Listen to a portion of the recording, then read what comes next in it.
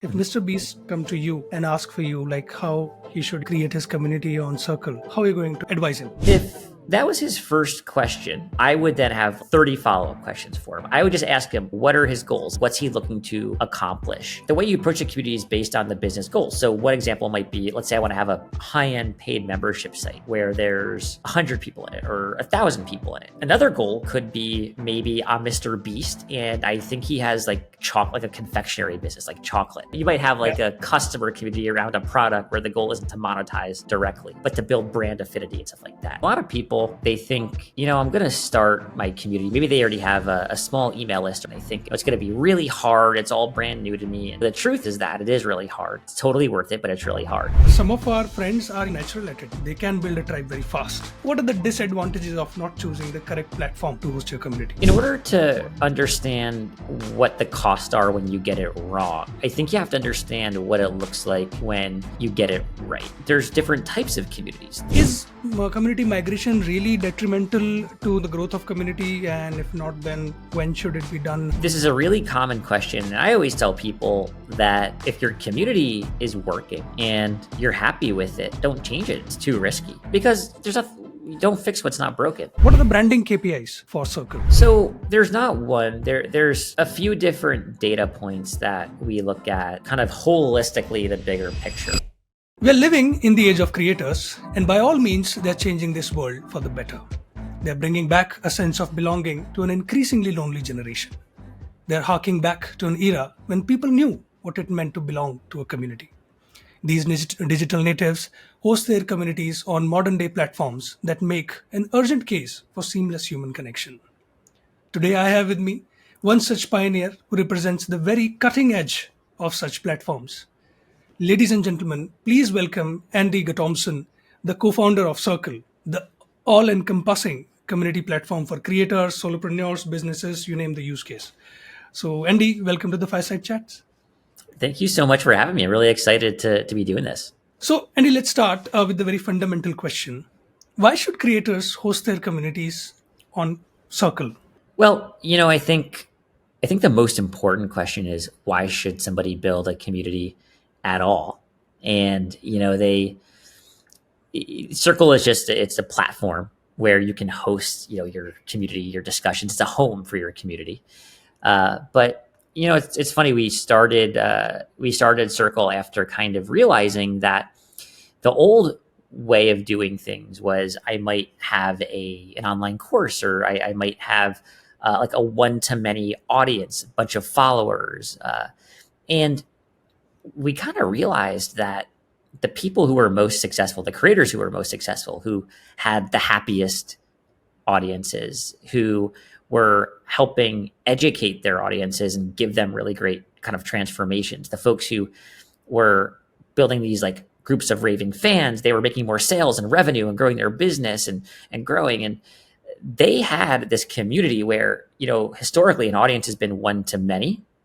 Yeah. Whereas a community is more, I have the following, I have the audience, the one to many, but also the people in my audience connect with each other. They go on this journey together, and there's one kind of central theme that connects all those people together. And so what we realize is the historic way of doing this, going back to the question around like, why should people consider a platform like Circle, is that historically people have maybe used Facebook groups to host their community where, I might, let's say, have this kind of professional community. Maybe there's a bunch of business executives in there, or maybe it's something that is premium, but then I'd have like ads next to it and, pictures of like my family's birthday cakes and, things like that.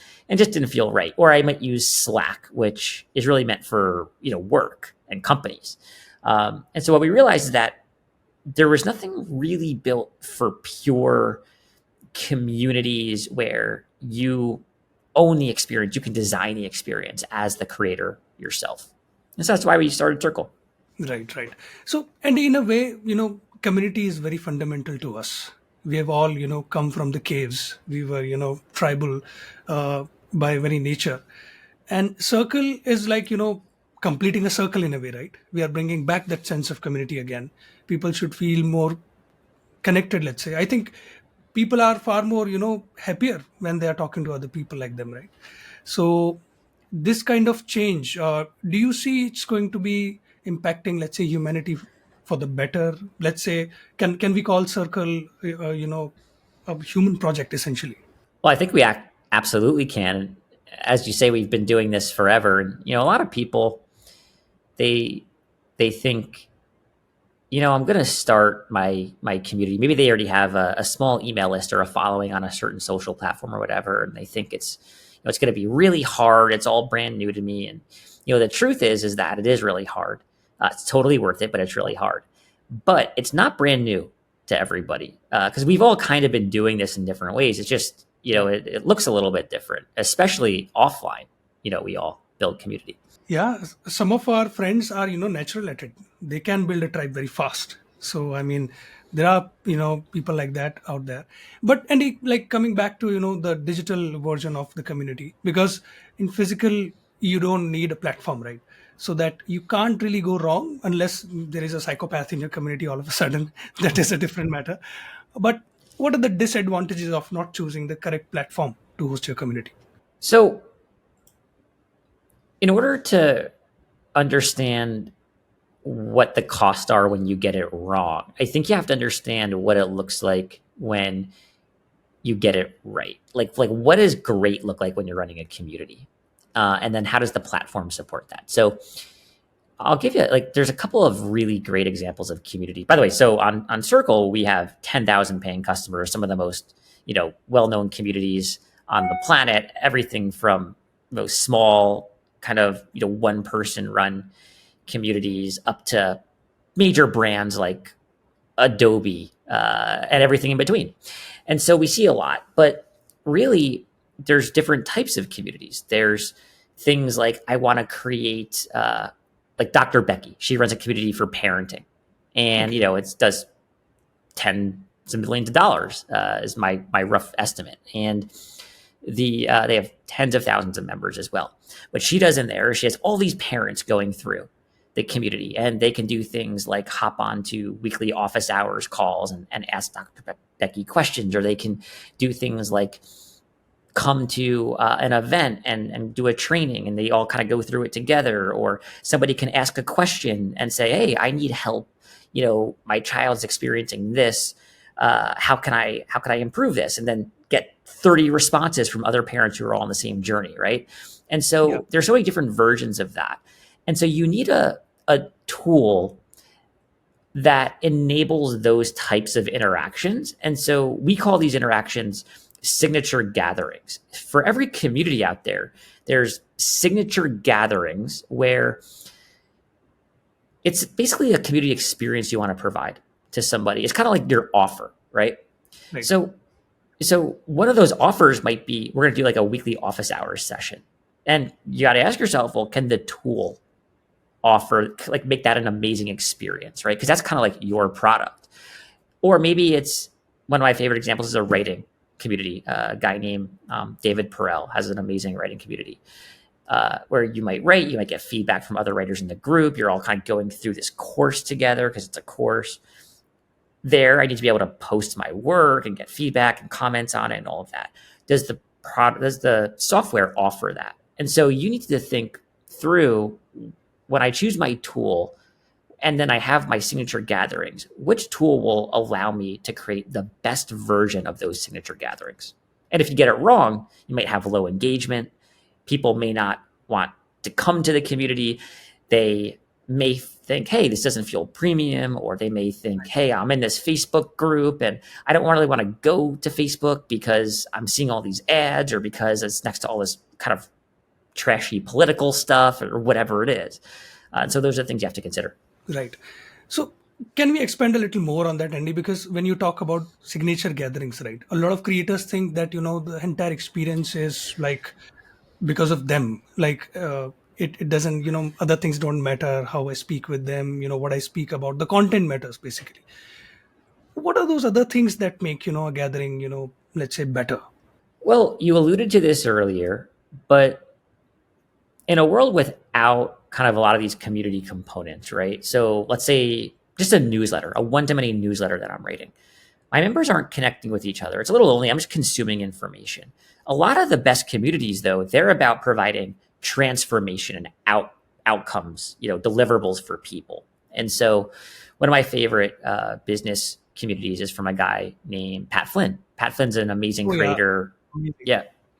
And so he has a community on Circle. It's really popular, hundreds and hundreds of people who are trying to improve their businesses. And so with Pat, he started with like 2 or 3 or 4 signature gatherings. And the signature gatherings, there's like 15 I can rattle off to you probably off the top of my head. So I'll give you some examples, right? So one example might be a book club. We go through this book club as a group. Another example might be weekly office hours. Another example might be I bring in an expert to come in and teach something for an hour. Another example, even better, would be choosing members from your community who are specialists at something and having them be the expert, right? Another example might be this concept called a hot seat, where we go through and let's say it's my business community where there's 8 of us in a group. So we might have hundreds of people in the overall community, but I get paired into little groups of 6, 7, 8 people. One person every week comes with a problem to solve. They share the problem, and then we might spend an hour going deep, all the other 5 or 6 people just trying to solve that one person's problem. They're in the hot seat. Then the next week, somebody else is in the hot seat, right? And there's so many examples of this. Another example is creating opportunities for people to put work out into the world and then get feedback on the work, like the example I just gave you. Another, version of that is challenges where maybe, over 30 days, we're all gonna spend 30 days. Like right now it's January. A lot of people do a dry January. They don't drink any alcohol. So it could be 30 days. Yeah. Go to the gym, whatever it is. And so for 30 days, we're all gonna do the same thing. And so your whole community could be just based around 2 or 3 of these signature gatherings. That's your main offer. And everybody's going through it together with this kind of like North Star common goal. And you should figure out what are right for you. Yeah, right. How soon you should launch your first signature gathering? So it all comes back to what your goals are. Okay. For a lot of people, the best way to start is to start small and focused. And so what we like to recommend is find like 10 or 20 or 30 founding members. And I'll give you an example. In March, actually probably even in February, I'm going to start thinking about gardening a little bit. And I just moved out of New York City, out into the suburbs. I have a backyard for the first time in 10 years. And in February, let's say that I wanted to start a little kind of gardening community.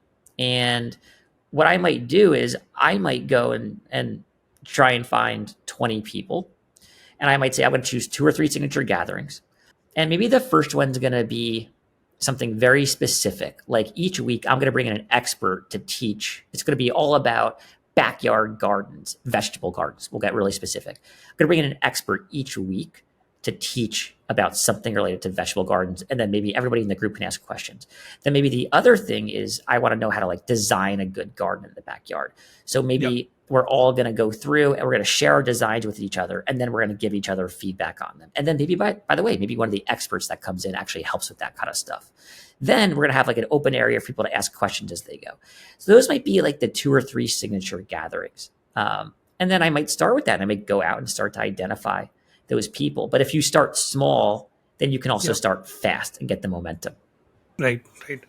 And for those who, let's say, already have a community going on, right? Some of them who are natural community builders, and they have they have their community on a platform which doesn't really suit the community, at a later stage.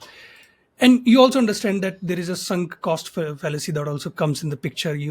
You don't want to migrate the community. So is community migration really detrimental to the growth of community? And if not, then when should it be done? How should it be done? Well, this is a really common question. And I always tell people that if your community is working and you're happy with it, don't change it. It's too risky. Because you don't fix what's not broken, you know? Yeah. But if your community is struggling, if it's really kind of quiet, it lacks engagement, if people have kind of trailed off and it's a little bit of a ghost town, if people aren't seeing the transformations that they want or that you might have promised them, if you're feeling like it's a lot of work, it's hard to moderate, maybe there's too much engagement, those are good problems to have. But if there's a problem, if you're not happy, then it's worth considering. And sometimes what'll happen is actually it'll be kind of like rejuvenating for the community. It's exciting. It's something to talk about. It's something to kind of like get people to recommit to the community. But a lot of times when somebody's making a migration, it's the former. It's kind of they really lost engagement. The people who were excited a year ago or a couple of years ago when it started, they're gone now. They're not really thinking about it. So you don't have as much to lose, actually, a lot of times when you do a migration, but you have a lot to gain. Right. And how much role does platform like Circle play in scaling a creator's community? Do they need to like Circle as well, or just liking or following a creator is enough? What do you have to say to that? Can you ask that question one more time? So, how can like a platform like Circle play a role in scaling a creator's community? Because of Mm, course, a creator himself or herself is growing the community, and people are following them. But if they are on Circle, do people find them like more enticing? Do they like Circle as well? That's why, I mean, yeah. what do you have to say to that? Yeah. Yeah. So it's a really good question. How does Circle make it easier for you to grow Hmm. your membership and Yeah. scale it? And like the platform matters a lot here. So, one of the things that we saw over the first couple of years at Circles, we had a lot of these really successful communities and they were getting more successful. But we looked at where are they having challenges in scaling? And where they have challenges in scaling, a lot of times is things like there's a lot of comments and posts and replies. And so like it's like moderating all the different conversations. Or somebody, let's say, has a big online course and they want to do a bunch of different cohorts. Like they have a cohort based course is what we would call it. But they needed to run like operationally really well and give different groups of people different experiences. So like the former, with content moderation, we built out really robust moderation features. And then, another example is creating an amazing onboarding experience for your members. This is something that a lot of times when you hear people say, I want more engagement in my community.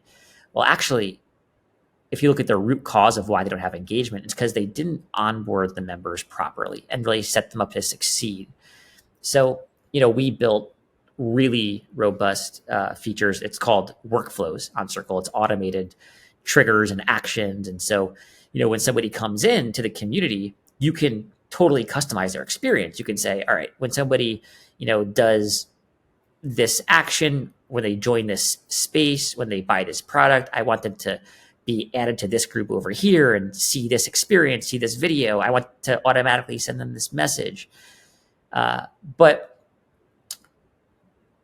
a lot of scaling, going back to your question, a lot of scaling the community goes back to how do you onboard those members and really set them up to Yeah. succeed early on. And so one of my favorite examples of this actually is Pat Flynn, who I mentioned earlier. So, when I went to university, I remember being 18 years old and I was pretty nervous. It was going to be the first time away from home, and they did this college orientation over the summer for freshman students.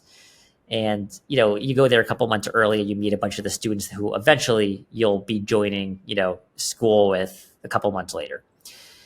But you get to meet everybody and then you come into the school and you know everybody, like you've met a whole bunch of people. So it's not as lonely and you're, more confident.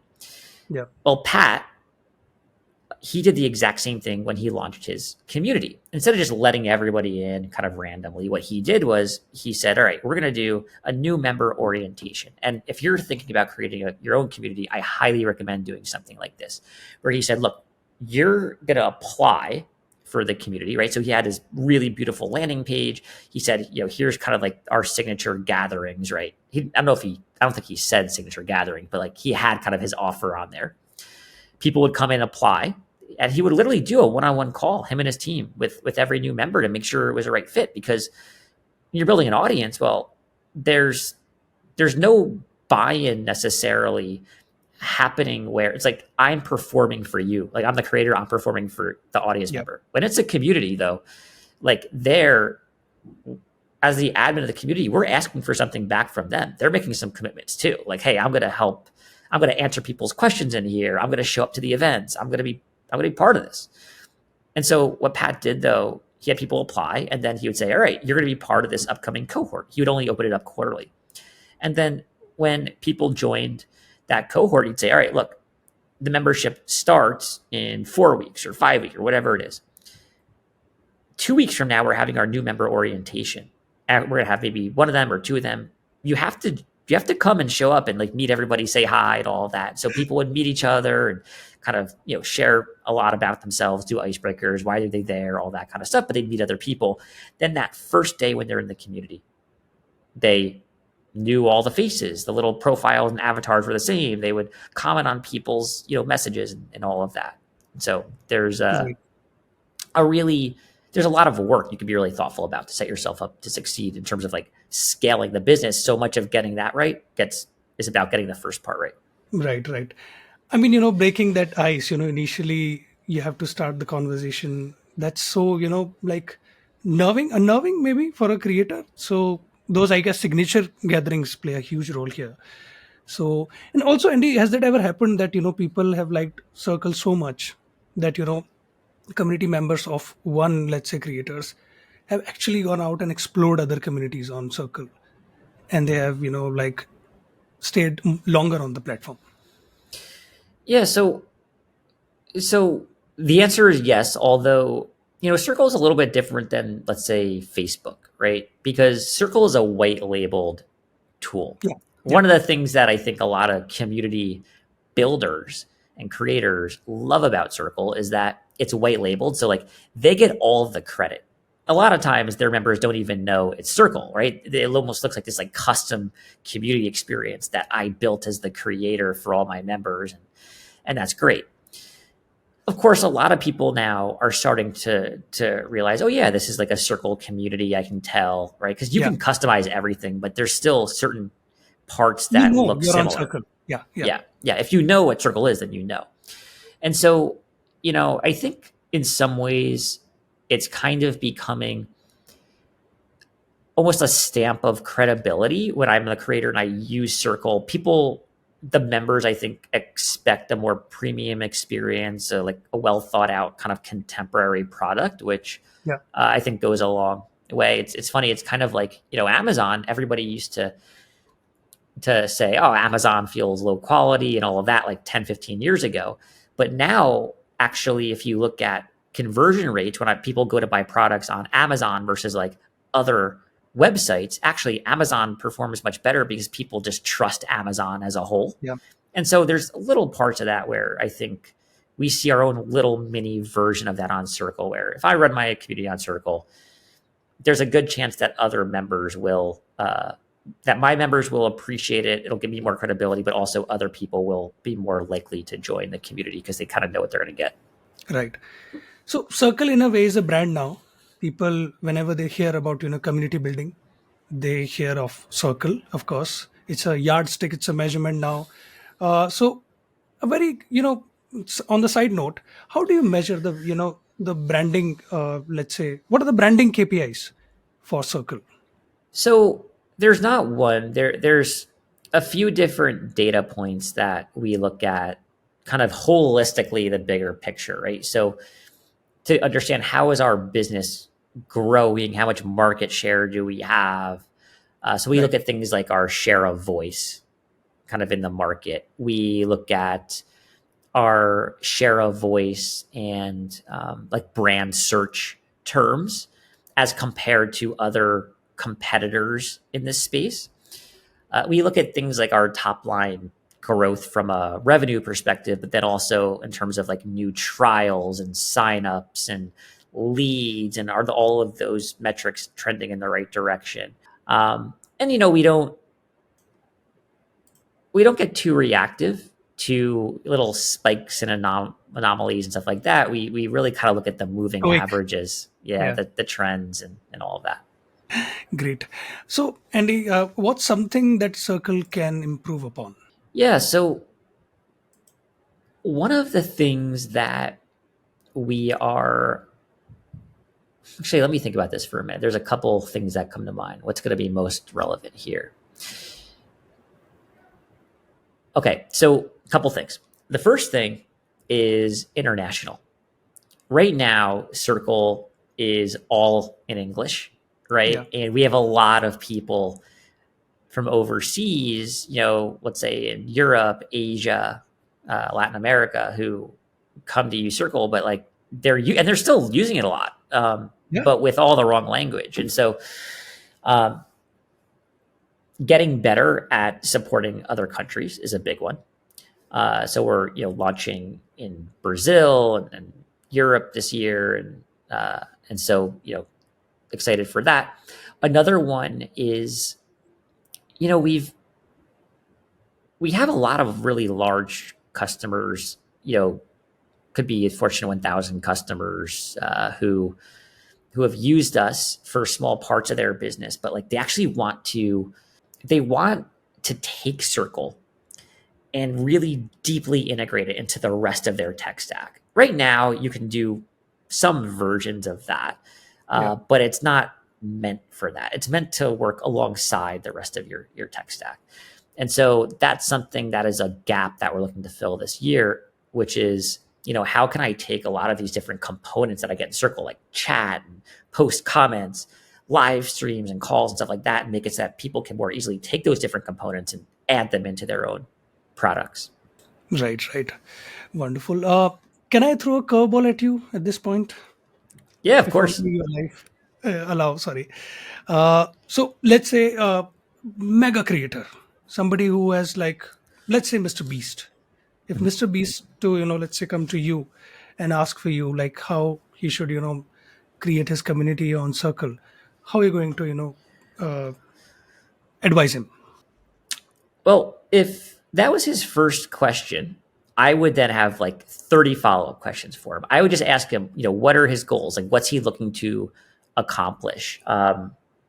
Because there's so many different, when we talk about community, so many different things it could be, right? But some of the way you approach a community is based on the business goals. So one example might be, let's say I want to have a high-end paid membership site where there's 100 people in it or 1,000 people in it. Mr. Beast, I'm Mr. Beast. That's what I want to do. And it's going to be more expensive, very high touch and all of that. That's one thing. So I'm monetizing. Another goal could be maybe I'm Mr. Beast and I think he has like a confectionery business, like chocolate business, right? So maybe he has like a product. He wants to create a community around a product where people can share different chocolate ideas, recipes. Maybe not the best example, right? But you might have like a customer community around a product where the goal isn't to monetize directly, but to build brand affinity and stuff like that. And so I'd ask him, like, what are the different goals? Yeah. But somebody, like him, it would most likely be a bottom funnel product for him. Like the community, like he builds his audience top funnel elsewhere. Yeah. At like, big top funnel. And then what he would do is as people kind of go more bottom funnel, there might be a small percentage where he has this like premium offer. He creates a community around that offer. It's high touch. It's Mr. Beast, and so I'll give you an example of that, which is kind of common. He's done amazing at producing videos on YouTube and building an audience there. He might have a course about how to then go and build a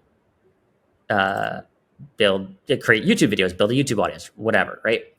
So he might have a course that might be his like mid funnel thing, right? His YouTube Yeah. videos, all of that top funnel, that his mid funnel is the course. He could use Circle for that, but then he could also on Circle have different experiences for people. So then bottom funnel, he could have like a coaching program, which is more expensive, higher touch, bigger outcomes, more dedicated time from MrBeast and MrBeast team. So you might have those kind of different experiences depending on what your goals are. Yeah. I mean, he, shares a lot of knowledge on other podcasts and other interviews, and he does a lot of philanthropy. So maybe it's time he can, create some kind of cohort on Circle. Why not? If Mr. Beast is listening to this, please consider. Yeah, Yeah. easy. So, Andy, what is the difference between a good community-driven business and a great one? Because we talk a lot about bad ones and the good ones, but what makes community-driven business great from good? So I think there are a lot of communities right now which are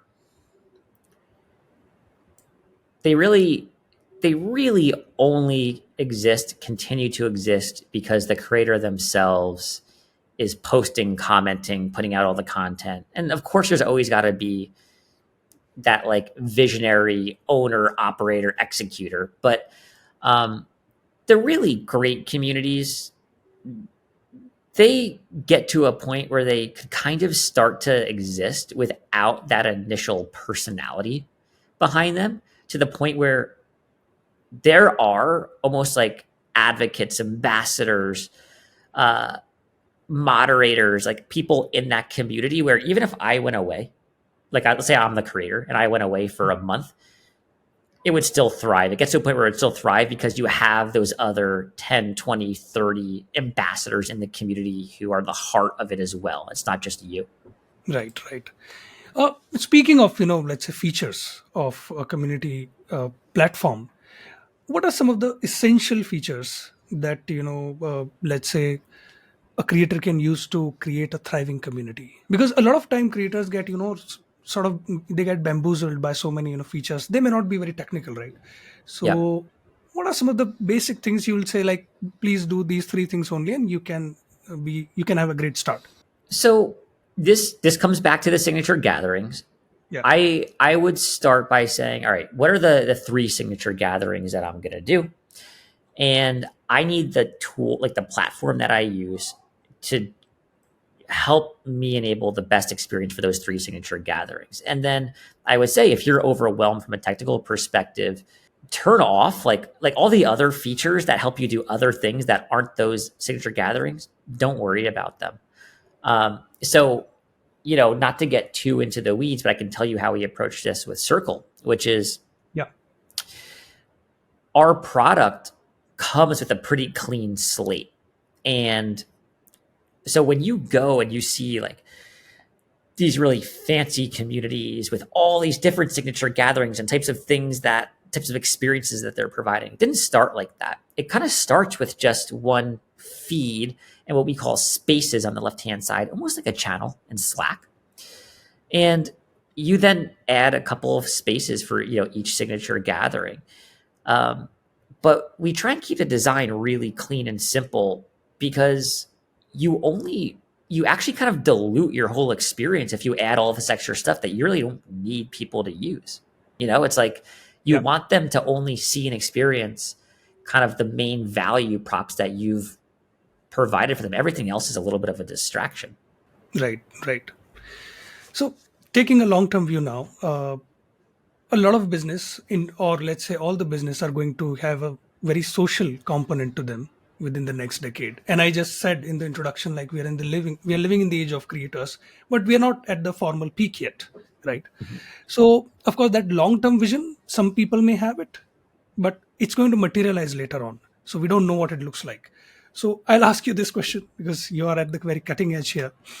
What should be the long-term vision of a creator business?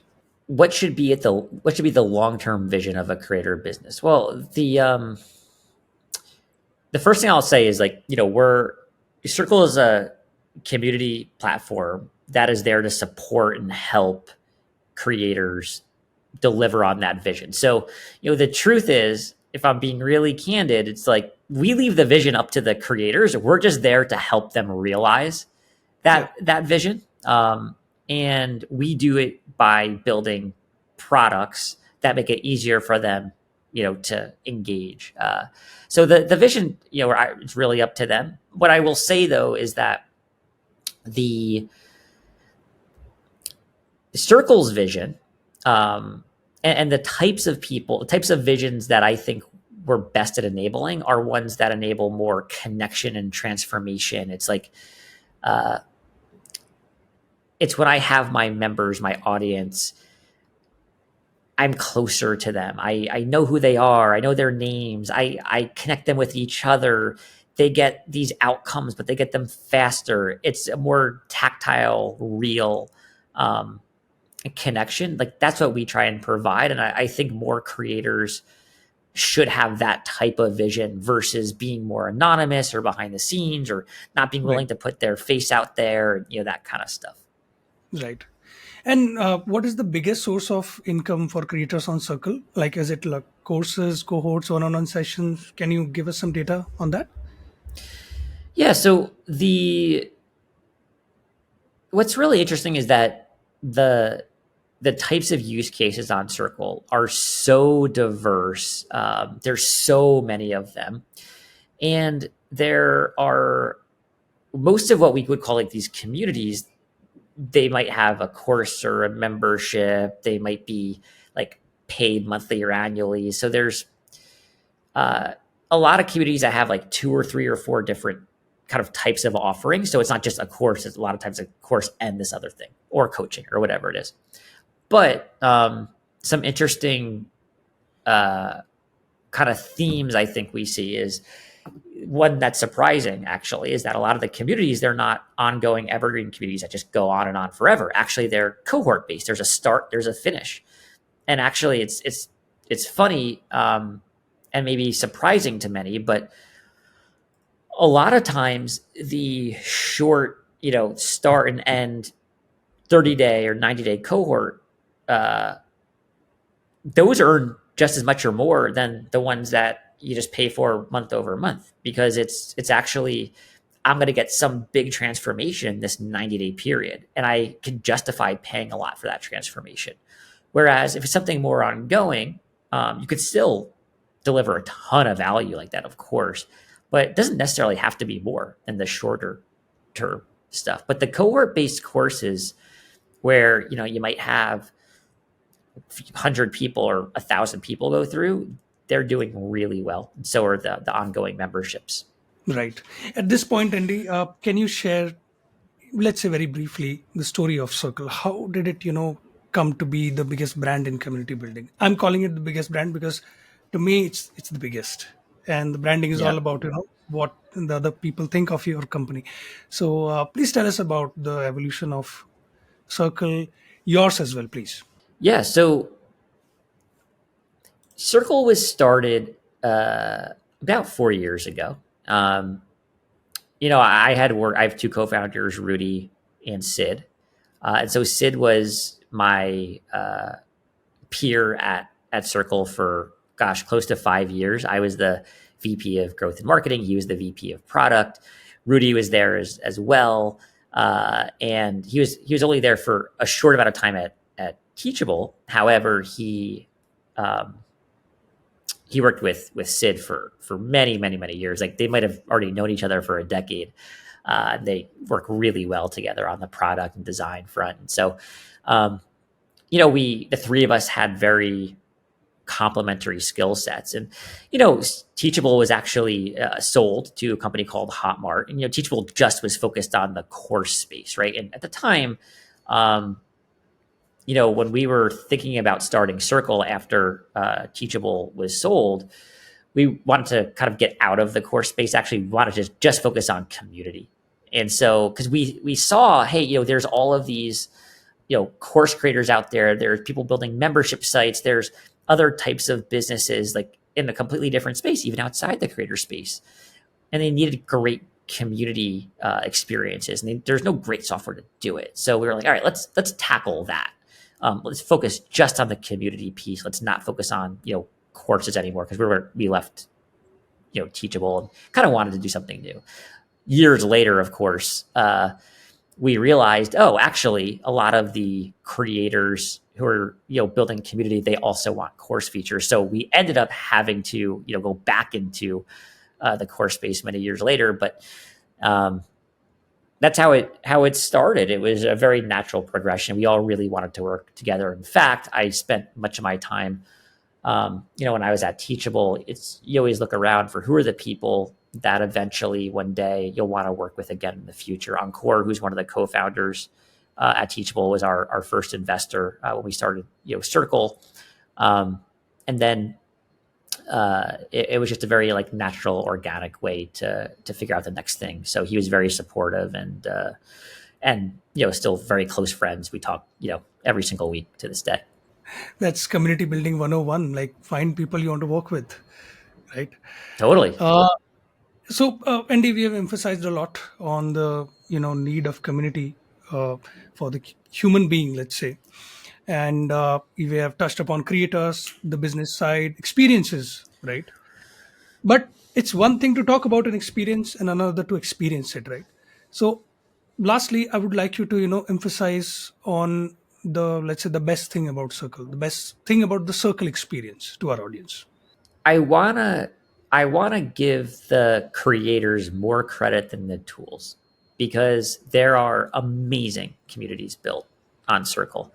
There's also communities built on Circle that just aren't very good. They don't live up to their potential, right? Like it's you ultimately still have to do the work as the creator. So the creator should get the credit. But I think what Circle is truly great at is that your members, you'll get a lot of you can be proud. You can be proud as the creator of what your members will see and experience. It's a competitive differentiator to use Circle because it feels newer, it feels contemporary, it's got all the features, it's clean, it's slick. You want to engage. It just feels good when you're using it. And so as a creator in a loud, noisy world, when I'm trying to differentiate and I want my offering to stand out, Yeah. it's really helpful. And at the same time, we talked about identifying those first 2 to 3 signature gatherings. Well, Right. That's how you start. You may end up wanting to scale and grow, even more. And Circle helps you do that really seamlessly. And so it's an advantage in that way too. It'll scale all the way up with you, so you'll never have to migrate when things start to work. Yeah, it's just like Alfred Hitchcock mentioned that the best cut is the one that audience doesn't notice. So Circle is just like that. The experience is so seamless. It's like a Hitchcock film, like seamless, right? I mean, it sounds a little let's say Hitchcockian, but that's the thing. And you rightly mentioned the creators are the real pioneers of community building. So would you like to nominate anyone for our show? Any of your favorite creators? There are so many.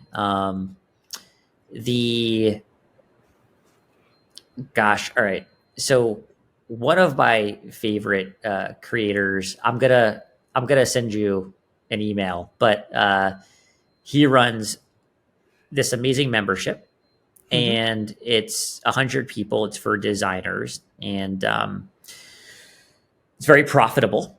And his members love it. He is the best example of somebody who knows how to run a really high value premium membership experience. And so, he's somebody who comes to mind. And I mean, gosh, there's so many. I'll have to send you some intros.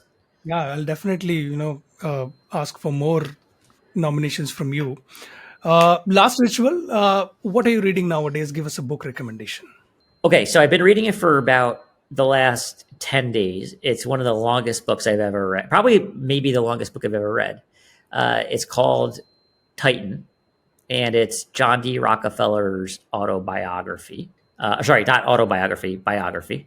Um, and it's about how he built Standard Oil and how he turned it, into this mega conglomerate, the biggest, most influential business I mean, at least in the US, but they were, international at the time.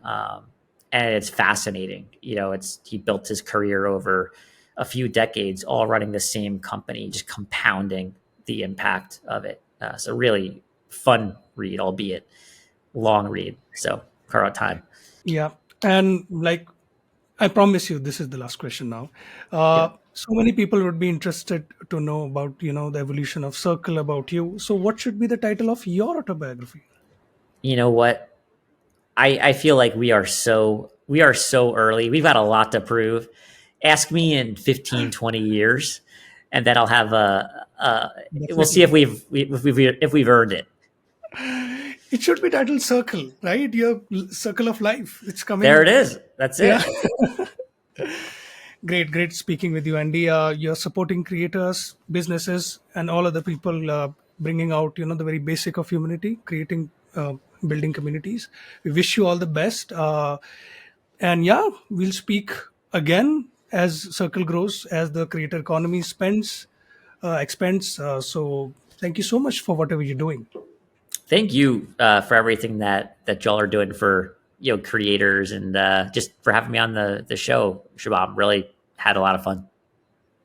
Thank you so much. And thanks for watching this episode. If you have any notes for us, please comment on this, the comment box, or reach out to Andy. He's on LinkedIn, Twitter, everywhere. So yeah, do write to us, and hope you subscribe and like. Thank you.